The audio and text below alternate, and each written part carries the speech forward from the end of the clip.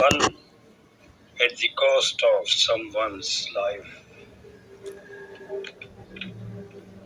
Naila and Murad, young lovers, living next door to each other, had been inseparable for what felt like an eternity. Their families were close friends, but the lovers' secret romance remained hidden, waiting for the perfect moment to reveal their plans for marriage. One fateful day, a guest Nasim arrived at Murad's house.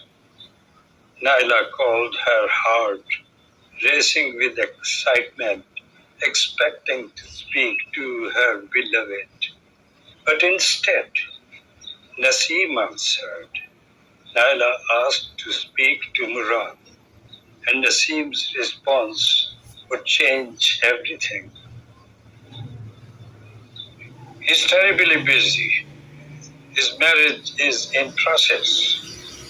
The words hung in the air like a guillotine, and before Naila could even respond, Nasim dropped the call. Naila's world crumbled. The news was like a poison, spreading its venom through her veins. She couldn't bear the thought of Murad marrying someone else.